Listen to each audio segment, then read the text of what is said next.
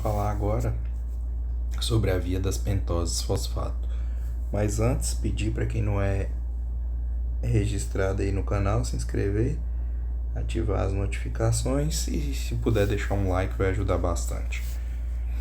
Vamos lá, o que é a via das pentoses fosfato? Vamos pensar o seguinte, a glicose, quando ela entra na célula, entrou na célula, ela pode tomar, vamos colocar aí, por hora, 3 caminhos para a gente. Ou ela vai a piruvato, ou ela vai a glicogênio para ser acumulada, ou ela vai para a via das pentoses fosfato. Depois nós vamos ver e fazer um mapa metabólico, vou postar aqui, para ver quando que vai para cada via dessa. Mas vamos pensar o seguinte, a glicólise, a função principal dela, produzir energia. Então, se eu comi, estou no período absortivo, acabei de almoçar, e aí eu estou precisando de energia, para que via que vai? Primeiro, teoricamente, eu vou a piruvato, fazer a glicólise, o ciclo de Krebs, fosforilação oxidativa. Sobrou, para quem que eu vou? Eu vou guardar. Como é que eu guardo glicose? Na forma de glicogênio. Então eu vou para a glicogênese. E em alguns momentos, nós vamos para a via das pentoses fosfato. A via das pentoses fosfato é uma rota, que, vamos dizer assim, está envolvida mais com a proteção e a formação de genes. Ela não está envolvida diretamente com a produção de energia, que normalmente a gente vê glicose, Sempre, ainda que seja na forma de glicogênio, mas quando volta da forma de glicogênio, vai voltar a glicose, vai seguir o caminho da glicólise e vai formar energia. A via das pentoses fosfato não é uma via energética. Então, o que nós vamos ver? O que a via das pentoses fosfato? Nós vamos ver NADPH e ribose 5-fosfato, que são criados nessa via. Então, primeira coisa, ela ocorre no citoplasma, como eu falei, não gera ATP diretamente, mas tem funções importantes. Em que tecidos? O fígado, glândulas mamárias, testículo, suprarrenais, nos eritrócitos, que são células que estão ou em maior grau de reprodução ou que estão mais expostas a radicais livres. Vamos ver aí para frente. Qual é o principal substrato? Quando a gente fala de glicose, o principal substrato é glicose 6-fosfato. Por que glicose 6-fosfato? A glute, já falo isso toda vez, mas não custa repetir, a glute ela é como se fosse um túnel. Ela permite a passagem de glicose nos 2 sentidos. Mas glicose, não de glicose 6-fosfato. Então, quando a glicose entra na célula, eu gasto uma ATP e vou fazer o quê? Vou pôr um fosfato na glicose. Vou prender ela na célula, vou transformar ela em glicose 6-fosfato, beleza? Então vamos lá. Produção de NADPH é uma das funções da via das pentoses fosfato. O NADPH, nicotinamida, adenida, dinucleotídeo fosfato. NADP é um carreador de elétrons, tá até escrito errado aqui, O NADP, ele é um carreador de elétrons tipo o NAD e o FAD que a gente tanto conhece. Mas o NADP, ao contrário do NAD e do FAD, ele não descarrega lá na fosforilação oxidativa. Ele é um carreador de elétrons, mas a base deles, vamos dizer assim, né, o local de descarregar esse elétron que ele carrega, não é lá na fosforilação oxidativa. Então, só para a gente entender, NADP é um carreador de elétrons, tal qual NAD e FAD. Só que o lugar para onde ele leva é diferente. Vamos pensar que é uma transportadora, a base de NAD e FAD é uma, o NADP é outro local. O lugar de descarregar o elétron dele é outro local. Então, onde é usado esse NADP quando ele pega o elétron lá, vira NADPH? Para onde ele leva esse elétron? Onde ele é usado? Síntese de ácidos graxos e colesterol, desintoxicação hepática, né? Por exemplo, outra coisa, imunidade inata. Nos neutrófilos, NADPH oxidase para formar radicais bactericidas. E, principalmente, na defesa antioxidante do organismo, fazendo o quê? Redução da glutationa. Então, vamos entender redução da glutationa para quê? Produção de radicais livres. Mas não adianta só falar que é para proteção contra radicais livres se a gente não entender o que é radicais livres. Então, radicais livres são moléculas instáveis com elétrons desemparelhados. Então, é uma molécula com elétrons desemparelhados que estão querendo elétrons para ficar estável. Então, ela contém um número ímpar de elétrons, então ela está querendo mais elétron para ficar com o número par e estabilizar a sua última camada eletrônica. Então ela sai rodando aí pelo organismo, tentando pegar elétrons. O grande problema dela fazer isso é que quando você tira ou acrescenta elétrons em uma molécula, você também altera as suas características. Então, se eu tenho uma molécula no meu corpo e eu tiro um elétron dela, ela não é aquela molécula mais, ela é ela menos um elétron. A função se perde.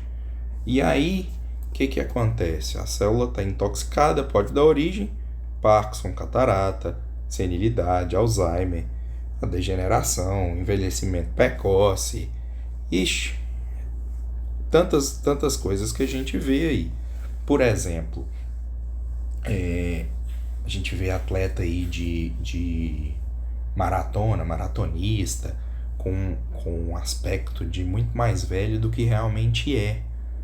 Por quê? Porque o oxigênio, ele é um agente, produz radical livre, né? O oxigênio é um grande aceptor de elétrons. Então, e essas pessoas, o nível de respiração dela é muito grande, o débito cardíaco é alto, o transporte de oxigênio é alto, né, para poder formar energia, para ter força e aí para ter condição de executar os movimentos. Então, essa grande quantidade de oxigênio circulante aí acaba trazendo para essas pessoas um envelhecimento precoce. Fora isso, não só, olha, poluição, álcool, tabaco, medicamentos, toxinas, alimentos ultraprocessados, várias inflamações crônicas, radiação, tudo isso aí, né, gera o quê? Radicais livres. Radicais livres que vão atacar moléculas do nosso corpo para poder pegar esse elétron que falta para dar estabilidade para eles. E aí é que vem, por exemplo, a glutationa, que é um excelente antioxidante que nós temos. Olha só, nós temos a molécula normal do nosso corpo com os elétrons emparelhados na última camada. A molécula está estável. O radical livre, falta um na camada dela para ele poder ficar estável. Ele sai loucamente pelo organismo querendo esse elétron. O antioxidante, ele tem elétron sobrando, então ele perde esse elétron com muita facilidade. Ao invés do radical livre pegar da molécula do meu corpo, teoricamente, ele pega do agente antioxidante. O grande lance é que depois que esse antioxidante passa esse elétron para o radical livre, ele também fica sem ter outro para passar. E é aí que vem o NADPH. Nós vamos ver. Só um exemplo. Os eritrócitos não têm mitocôndria. Então, eles não têm outra fonte de NADPH. Então, eles dependem exclusivamente do NADPH formado na via das pentoses para fazer essa redução da glutationa. Por quê? Porque eles carregam grande quantidade de quem? De oxigênio. Então, eles estão expostos ao oxigênio o tempo todo. Então, a produção é contínua de radicais livres. Esses radicais livres podem fazer a ruptura da membrana, causando quem? Anemia hemolítica. Olha só que interessante. A anemia hemolítica pode causar o quê? Tontura, fraqueza, icterícia, baço ou fígado aumentado. Em casos graves, febre, dor no peito e desmaios. Então, pode causar anemia hemolítica por conta de grande quantidade de radicais livres. Então, a gente precisa de quem? Da glutationa. Esse NADPH vai pegar e vai levar esse elétron para reduzir a glutationa. Vai reduzir. Quem reduz está ganhando elétrons. Por que o termo redução? Porque o elétron tem carga negativa. Eu estou aumentando a quantidade de cargas negativas. Então, teoricamente, o nome reduzindo. É só lembrar que quem reduz, reganha. Então, reganhou. E quem oxida, dá, oxideu. Oxideu e reganhou. Então, nós vamos fazer a redução da glutationa. Esse NADPH vai pegar o NADP, vai pegar esse elétron lá na via das pentoses e vai levar para a glutationa, entregar esse elétron na glutationa, ou seja, vai reduzir a glutationa, que é um excelente antioxidante. E a outra função da via das pentoses fosfato é a produção de ribose 5-fosfato. Ribose 5-fosfato é utilizada na síntese de ácidos nucleicos, DNA e RNA. Então, dito isso, células que têm maior índice de reprodução, de replicação, vão precisar de ribose 5-fosfato para síntese de ácidos nucleicos. São as duas opções. Aqui tem mais uns agentes oxidantes. Interessante é aqui, ó. As favas, feijões, ervilha, soja são altamente oxidantes para o organismo. Interessante, né? Então, produção de radicais livres.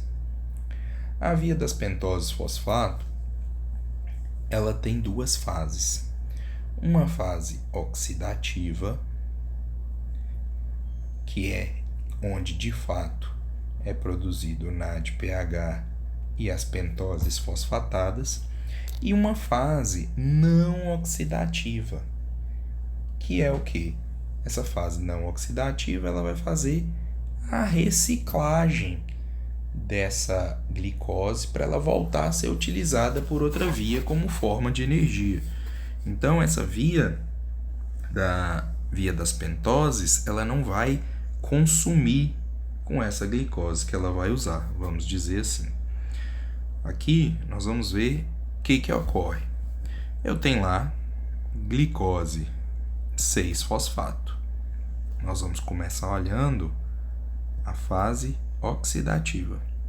Eu tenho glicose 6-fosfato dentro da célula. Está presa dentro da célula, pode seguir qualquer das vias. Pela enzima glicose 6-fosfato desidrogenase, a desidrogenase a gente já sabe, quando a gente vê ela, sabe que está acontecendo o quê?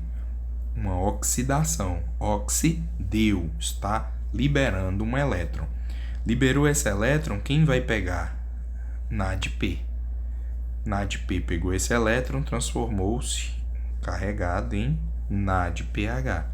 Esse NADPH vai levar o elétron para quem? Glutationa. Vai reduzir a glutationa. Vai entregar esse elétron lá, vai reativar esse elétron que a glutationa entregou para o radical livre. E ela vai continuar trabalhando, seguindo o processo de glicose 6-fosfato, nós fomos para 6-fosfogliconato. De 6-fosfogliconato, nós vamos 6-fosfogluconato desidrogenase. Vamos tirar a desidrogenase. O que aconteceu aqui? Liberei mais um elétron. Liberei um elétron. Quem vai pegar nessa via os elétrons? NADP. NADPH. Ou ele vai ser usado também na glutationa ou na síntese de quem? De ácidos graxos e esteróis. NADPH também é utilizado. Interessante que aqui teve uma saída de gás carbônico. Então, descarboxilação oxidativa é essa segunda reação. De 6-fosfogliconato, nós fomos para ribulose 5-fosfato. E aqui, praticamente, morre a fase oxidativa. Por quê? Porque ou eu vou por isomeria para os nucleotídeos de DNA e RNA, caso seja necessário, porque às vezes a célula pode estar precisando só de NADPH e não está precisando dos nucleotídeos, para a formação de nucleotídeos. Então, quando eu chego em ribulose 5-fosfato, eu posso terminar e utilizar lá para o DNA e o RNA, ou posso retornar na fase não oxidativa. A fase não oxidativa, nem vou dar muita ênfase nela. O que é?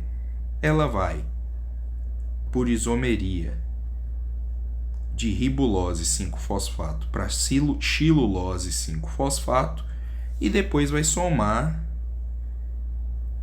com uma ribose, né? Nem é aqui que eu fiz a seta, é um aqui, uma ribose 5-fosfato. Interessante é que aqui eu perdi um carbono. A glicose são 6 carbonos, aqui nós estamos falando de moléculas com 5 carbonos. Eu somei essas duas, eu estou falando aqui de 10 carbonos. Eu já vou transformar em quem? Gliceraldeído 3-fosfato e cetoheptolase 7-fosfato. Uma molécula de 7 carbonos e uma molécula de 3 carbonos. Gliceraldeído 3-fosfato é conhecido da gente, eu já podia levar ele lá porque ele está no caminho da glicólise. Mas aí me sobra uma molécula de 7 carbonos que eu não vou utilizar. O que faz de novo? Soma as duas. Pela força da enzima transaldolase, Formei quem? Opa, já formei uma coisa boa aqui. Frutose 6-fosfato. Essa frutose 6-fosfato, lembra? Ela vai entrar lá na glicólise. Mas ainda me sobrou eritrose 4-fosfato. Ainda me sobrou 4 carbonos aqui. O que eu posso fazer? Somo de novo com mais uma xilulose, fui a 9 carbonos. Desses 9 carbonos, pela transcetolase, eu vou a frutose 6-fosfato, gliceraldeído 3-fosfato. Então, utilizei todo mundo. O organismo deu um jeito de recuperar aí. Por quê? Porque, na verdade, eu precisava só de NADPH. Então, eu posso, a fase não oxidativa é para devolver esses carbonos, vamos dizer assim, devolver essa glicose e utilizar só o NADPH. Se eu precisar dos nucleotídeos para fazer os nucleotídeos de DNA e RNA, eu utilizei, acabou. Mas se eu só precisava de NADPH, eu posso voltar e aproveitar a minha glicose, seguindo lá o caminho da glicólise. Regulação da via das pentoses fosfato. Quem é a enzima-chave reguladora? Se eu não tenho a glicose 6-fosfato desidrogenase, não tem como eu fazer. É a primeira enzima aqui que eu utilizo para dar sequência na via das pentoses. Então, ela é a primeira e mais importante enzima da via das pentoses. Quem vai ativar? Se eu tenho muito NADP circulante, quer dizer o quê? Que meus NADP já reduziram as glutationas e estão aí batendo carroceria, estão à toa aí no organismo. O que eles vão fazer? Eles vão ativar a glicose 6-fosfato desidrogenase. Por outro lado, se eu tenho muito NADPH, está falando o quê? Que eu tenho poucas glutationas que estão precisando de elétrons e que também a minha síntese de ácido graxo não está precisando de NADPH, não está precisando de elétron. Então, o que vai falar para o meu organismo? Vai inibir a glicose 6-fosfato desidrogenase, não vai para o lado dessa via. Beleza? Se tiver alguma dúvida, deixa aí nos comentários. Um abraço.